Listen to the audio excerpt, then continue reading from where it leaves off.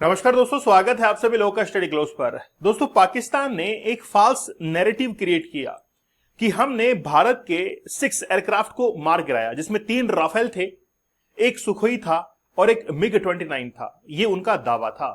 एक false narrative create करते हुए पूरे विश्व के अंदर ये ढिंढोरा पीटा कि हम लोग भारत से युद्ध जीत गए हैं और हमने भारत के राफेल्स को शॉट डाउन कर दिया है। और कई न्यूज़पेपर्स ने इसको कवर भी किया था कि आखिरकार पाकिस्तान ने कैसे चाइनीज JF-10 का यूज करते हुए उन्होंने किस तरीके से भारत के जो फाइटर जेट्स हैं उनको शॉट डाउन किया। लेकिन भारत ने इस चीज को क्लैरिफाई कर दिया कि पाकिस्तान के द्वारा कोई भी राफेल जो है वो नहीं गिराया गया है। अगर राफेल गिराया गया होता तो भारत के द्वारा आज वापस से राफेल का रीऑर्डरिंग नहीं की जाती फ्रांस से। तो फ्रांस की जो डसॉल्ट एविएशन है उसने पाकिस्तान को यह भी कह दिया था कि आप अगर वाकई में राफेल को गिरा चुके हैं तो क्या उसका मलबा या आपके पास में कोई एविडेंस है। तो शहबाज शरीफ ने कहा था कि सोशल मीडिया के ऊपर चल रहा है। ये तो उनके जवाब हैं। तो कोई भी उनके द्वारा सबूत नहीं दिया गया, केवल एक क्लेम किया गया जिसको भारत ने खास तौर पर सिरे से ही खारिज कर दिया। India shot down 6 Pakistani military aircraft in मई। ये बात है कब? जब ऑपरेशन सिंदूर हम लोग रेगुलर चला रहे थे, उस समय भारत के द्वारा 6 एयरक्राफ्ट गिराया गया और उसको रिसेंटली अभी हमने बताया है 9 अगस्त को। और जब ये कहा गया, मतलब पहले से ही ये बता दिया कि हमारे पास में एविडेंस है, हमारे पास में सैटेलाइट इमेजेस हैं, तमाम जो है हम लोग सबूत दे सकते हैं। और हमारे जो एयर चीफ मार्शल हैं उन्होंने इस बात को जो है वो पब्लिकली अनाउंस भी कर दिया। अब बात यह है कि आफ्टर ऑपरेशन सिंदूर के बाद में हम लोग इंडियन एयरफोर्स के अंदर और भी राफेल्स को अब ऐड करना चाहते हैं हमारी स्क्वाड्रन के अंदर। तो हम लोग सेशन के अंदर ये देखने वाले हैं कि आखिरकार स्क्वाड्रन्स क्या होते हैं। अगर पाकिस्तान ने राफेल को गिरा दिया होता तो क्या वापस से हम लोग डसॉल्ट के पास में जाते कि तो हम लोग को राफेल जो है वो दो। अगर आप आज घर में कोई गलत सामान खरीद लाते हो, मतलब आपने पूरा पे उसको किया है, पैसा उसको दिया है, और उसके बाद में भी आपके घर में अगर खराब सामान आता है तो दोबारा उस दुकान पे चढ़ते नहीं हैं आप। तो यहां पर तो बहुत बड़ी डील थी 59,000 करोड़ रुपए की, और उसके अंदर हमने राफेल को लिया था। तो अगर राफेल वाकई में शॉट डाउन होता तो क्या वापस हम लोग राफेल के लिए रीऑर्डर करते? ये सोचने वाली बात है। तो भारत के द्वारा दिया गया रीऑर्डर हम लोग 114 राफेल और ऐड कर रहे हैं, और अगर वाकई में शॉट डाउन होता तो हम लोग वापस से उसका ऑर्डर नहीं देते। तो इस न्यूज को आप लोग देखिए कि फाइटर जेट्स जो है उसको हम लोग ऑर्डर कर रहे हैं। अब बात यह है कि MRFA एक प्रोजेक्ट चलाया गया है, मल्टी रोल फाइटर जो एयरक्राफ्ट होते हैं। मल्टी रोल क्या होता है? मतलब जब आप देखते हो कई बार, जैसे मगरमच्छ है, वो पानी का बड़ा सरताज है, पानी का शहंशाह है। वो जब भी शिकार को अपने जबड़े में दबा लेता है तो वो कई सारी गुलाटियां मारता है, जिसको रोलिंग कहा जाता है। तो वैसे ही प्लेन्स के अंदर होता है, एयरक्राफ्ट के अंदर होता है। तो एयरक्राफ्ट में एक्चुअली में क्या होता है कि दुश्मन देश का अगर एयरक्राफ्ट पीछा कर रहा है तो उसको चकमा देने के लिए, उससे बचने के लिए वो कई मल्टी रोल करता है। और मल्टी रोल करने के अंदर उसके डायमेंशंस एक्यूरेट रहें, वो अपने जो एयरक्राफ्ट है उसको ठीक तरीके से बैलेंस कर पाए, ऐसे जो फीचर्स हैं वो राफेल के अंदर हैं। इसीलिए भारत ने मल्टी रोल जो फाइटर एयरक्राफ्ट्स हैं उनका और रीऑर्डरिंग किया। तो हम लोग 114 मल्टी रोल फाइटर जेट जो है एयरक्राफ्ट वो लेकर आ रहे हैं। कहां से? फ्रांस से अब लेकर आ रहे हैं। हम लोग ऑर्डर इसका देने वाले हैं विद इन 1 मंथ। तो इंडियन एयरफोर्स ने क्लियर कर दिया है। तो हम लोग देखेंगे कि आखिरकार स्क्वाड्रन क्या होता है, और जो राफेल है इसके लिए अलग से स्क्वाड्रन बनाई गई है। अभी हमारे पास में 32 जो है वो स्क्वाड्रन है। हमारा ये टारगेट है कि 2030 तक हम लोग 42 स्क्वाड्रन्स को तैनात कर दे।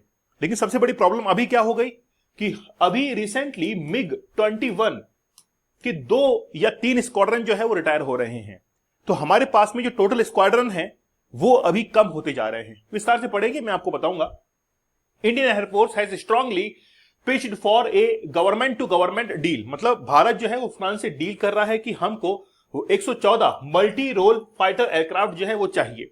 तो फ्रांस ने भी कह दिया कि बिल्कुल हम आपको देंगे, और ये पहली first step in the long winded procurement process. और ये बेसिकली थोड़ा सा बड़ा होने वाला है क्योंकि राजनाथ सिंह ने इसको अप्रूवल दे दिया है। रिसेंटली आप लोगों को पता भी होगा कि IIT मद्रास के अंदर हमारे जो आर्मी चीफ है वो जब स्पीच दे रहे थे तो कहा था कि हमारे जो डिफेंस मिनिस्टर है उन्होंने हमको फ्री हैंड कर लिया। कि आप किसी भी तरीके से पाकिस्तान के ऊपर अटैक कर सकते हैं जैसा भी आप चाहें। तो राजनाथ सिंह अब बात कर रहे हैं फ्रांस से कि हमको 114 और जो है एयरक्राफ्ट चाहिए, while India has not declared it's fighter losses. मतलब एक्चुअली में क्या हुआ कि पाकिस्तान ये कोशिश कर रहा था कि हम लोग एक फाल्स नैरेटिव क्रिएट कर दें कि हमने राफेल को मार गिराया है। इन्होंने चाइना के जो इक्विपमेंट्स है उनका यूज किया। JF-10 ये तो एयरक्राफ्ट था और उसके अंदर एक P-15 मिसाइल का यूज किया और उसकी मदद से भारत के एयरक्राफ्ट को मार गिराया। और भारत ने इस फॉल्स नैरेटिव को सिरे से ही खारिज कर दिया। भारत ने कहा कि कोई एविडेंस है कि नहीं है, या यूं ही हवा में बात कर रहे हो। अब एक्चुअली में प्रॉब्लम कहां पर आई, भारत के और रशिया के रिलेशंस काफी अच्छे हैं। तो अमेरिका को जब यह पता लगा कि भारत अपने वेपन्स को रशिया से इंपोर्ट कर रहा है, फ्रांस से इंपोर्ट कर रहा है, तो फिर अमेरिका के F-35, F-16 का ऑर्डर जो है वो भारत ने नहीं दिया। अब इस बात से वो बड़ा नाखुश है अमेरिका, इसलिए वो बार बार टैरिफ की धमकी हमको देता है। देखिए एक बात बिल्कुल सच्ची है, देखिए आप किसी भी इंसान की कितनी भी भलाई क्यों ना कर दो, आप चाहे इमोशनली उसके साथ में कितना भी अटैच क्यों ना हो जाओ, लेकिन आज ये वाकई में सच्चाई है। और ये जो सिनेमा है ना बॉलीवुड, इस बॉलीवुड ने हमारे ऊपर एक ऐसा इंपैक्ट क्रिएट कर दिया है कि हम लोग ये सोचते हैं कि इमोशंस ही रिलेशंस हैं, जबकि ऐसा है नहीं। आज जो रिलेशंस हैं वो इकोनॉमिक बेसिस पर हैं, आर्थिक आधार पर रिश्तों का निर्धारण होता है, चाहे फिर वो कोई व्यक्ति हो या फिर कोई देश हो। अगर आप आज आपसे कोई पैसा उधार मांगता है, आप उसको मना कर दीजिए, वो अगले दिन से फोन नहीं करेगा आपको। ये रियलिटी है, आज की सच्चाई है ये। तो इमोशंस काम नहीं करते हैं, आप इकोनॉमिकली कितना पावर्ड है, आप में कितनी शक्ति है, आप में कितना पावर है, वही आज जो है वो मैटर करता है।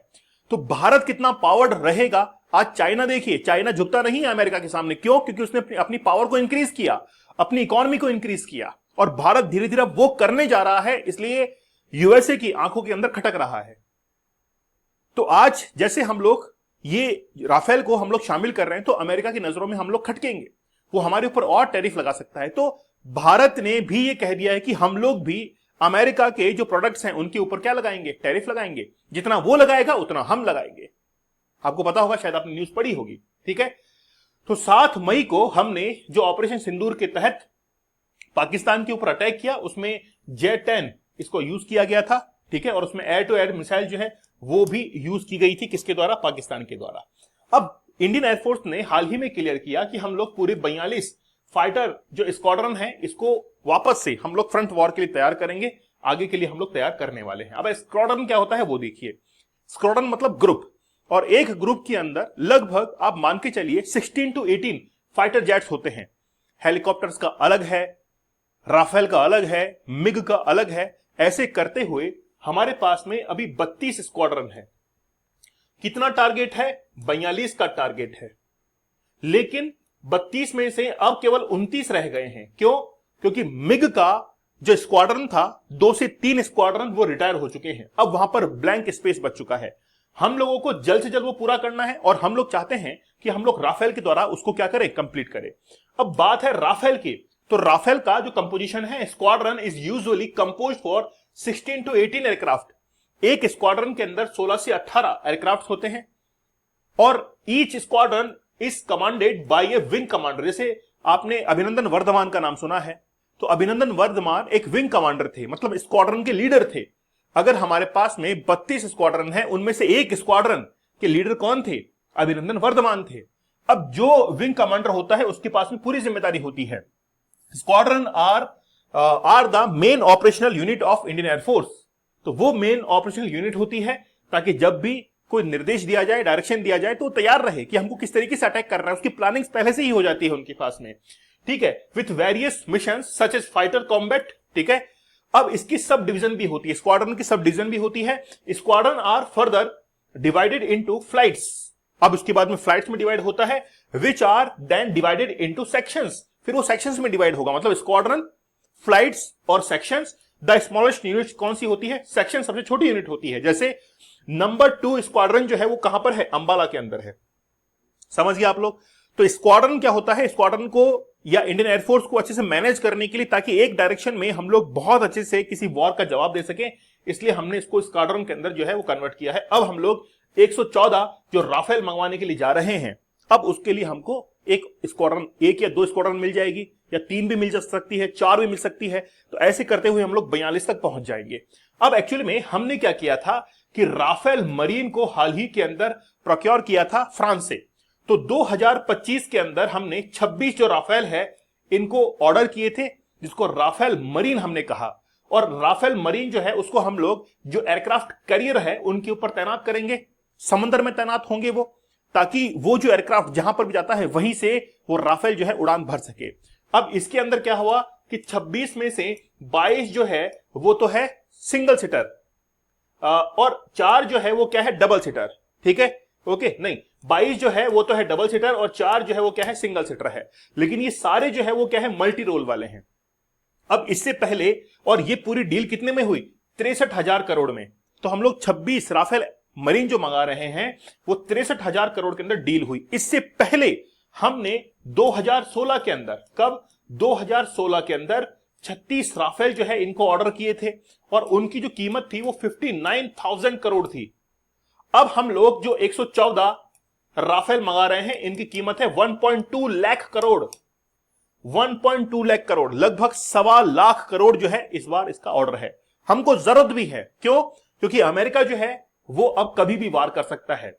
वो कभी खुद नहीं लड़ेगा, वो बहुत डरपोक है। अमेरिका पूरे विश्व के अंदर सबसे डरपोक देश है अमेरिका, क्योंकि पीछे से वार करता है। वो पाकिस्तान को तैयार कर रहा है भारत के खिलाफ, इसलिए भारत को तैयार रहने की जरूरत है। इसलिए राफेल को जल्द से जल्द भारत में मंगवाकर हम लोग अब इसका जवाब देने वाले हैं।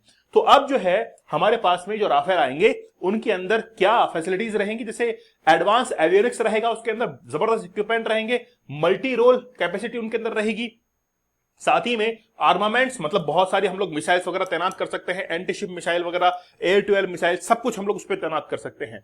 परफॉर्मेंस रहेगा, स्पीड देखिए मैक 1.8 की है। मैक मतलब जब साउंड की स्पीड से भी ज्यादा ट्रेवल करना हो तो उस स्पीड को हम लोग मेजर करते हैं मैक नंबर के अंदर। तो साउंड का जो वेलोसिटी होती है उससे भी ज्यादा 1.8, मतलब लगभग आप मान सकते हैं कि दुगना। ठीक है, और इसकी जो स्पीड है वो है 1912 किलोमीटर पर आवर। तो ये जो है वो सारी फैसिलिटीज इसके अंदर है, इसीलिए हम लोग राफेल को मंगवा रहे हैं। तो पाकिस्तान जो है वो अब ये सोचता है कि यार हम लोग क्या करें। अब वो अमेरिका के पास में जाएगा, असीम मुनीर व्हाइट हाउस के अंदर जाएगा और वहां पे मुलाकात करेगा कि हमको भी चाहिए अब वेपन्स, भारत तो मंगवा रहा है। तो भारत को धीरे धीरे पावर्ड होते हुए देखते हुए अमेरिका की चिंताएं बढ़ चुकी हैं, क्योंकि आज सबसे ज्यादा अगर किसी चीज की वैल्यू है तो वो है पावर की। आप में कितना पावर है, चाहे आपके पास में आप कितना भी जो है अच्छा क्यों ना कर लीजिए किसी भी के लिए, लेकिन आपके पास में अगर पावर है ना तो वो रिकॉग्नाइज होगी, अन्यथा कुछ भी होना जाना नहीं है। तो आप अगर आप लोग इस बात का समर्थन करते हैं जरूर बताइएगा। डीप वर्क हमारे इस कोर्स के साथ में जुड़िएगा। डेली 9 PM पर हमारी लाइव क्लास चल रही है।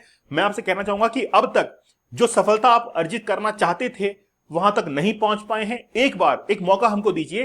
30 डेज का चैलेंज है, आप लोग उसको जरूर ज्वाइन कीजिएगा। कूपन कोड आपको लोग यूज करना है। 75 डेज का हार्ड चैलेंज बड़ा जबरदस्त है। मैं आपसे कहना चाहूंगा कि हर वो व्यक्ति जो कि अपने फोकस, कंसंट्रेशन और ऊंचाई तक पहुंचना चाहता है, एक बार हमारे इस कोर्स को जरूर ज्वाइन कीजिएगा। ऐसा नहीं है कि अगर आप में एडिक्शन नहीं है तो भी आप जो है वो ज्वाइन कर सकते हैं, आपको बड़ा बेनिफिट इससे होगा, क्योंकि कहते हैं कि आज का चैलेंज कल का अचीवमेंट हमारे लिए बनता है।